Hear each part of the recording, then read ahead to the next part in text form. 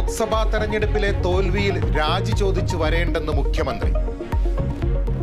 പണ്ട് AK ആന്റണി മുഖ്യമന്ത്രി പദം രാജിവെച്ചത് 2004 അത് സീറ്റ് കുറഞ്ഞതുകൊണ്ടല്ല, കോൺഗ്രസിനകത്തുള്ള സംഘടനാ പ്രശ്നങ്ങൾ കാരണമായിരുന്നു എന്ന് നിങ്ങൾക്കെല്ലാവർക്കും നല്ലതുപോലെ അറിയാലോ.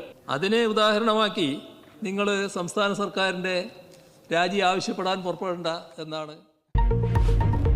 UDF വിജയത്തിൽ വേവലാതിയില്ല, BJP സീറ്റ് നേടിയതിലാണ് ആശങ്കയെന്നും മുഖ്യമന്ത്രി.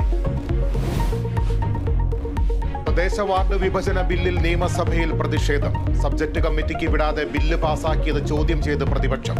അടിയന്തര ഘട്ടങ്ങളിൽ കമ്മിറ്റിയുടെ പരിഗണനയ്ക്ക് അയക്കാതെ ബില്ലുകൾ പാസാക്കിയിട്ടുണ്ടെന്ന് സ്പീക്കറുടെ റൂളിംഗ്.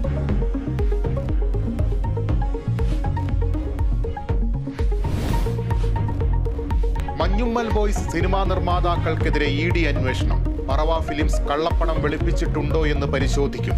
നടൻ സൗബിൻ ഷാഹിർ അടക്കമുള്ളവരെ ചോദ്യം ചെയ്യാനും നീക്കം.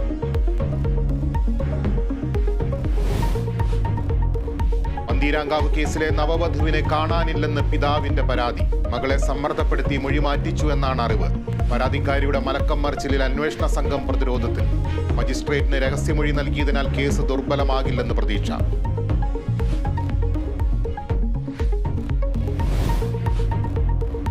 കൊച്ചിയിൽ വനിതാ ഓട്ടോ ഡ്രൈവർക്ക് മർദ്ദനം.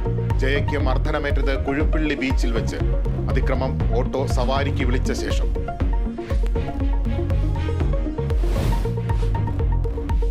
നീറ്റ് പരീക്ഷാ നടത്തിപ്പിൽ ഇടപെട്ട് സുപ്രീം കോടതി. പരാതികൾ പരീക്ഷയുടെ പവിത്രതയെ ബാധിച്ചെന്ന് നിരീക്ഷണം. കൗൺസിലിംഗ് തടയണമെന്ന ആവശ്യത്തിൽ ഇടപെട്ടില്ല. നാഷണൽ ടെസ്റ്റിംഗ് ഏജൻസിയുടെ വിശദീകരണം തേടി സുപ്രീം കോടതി.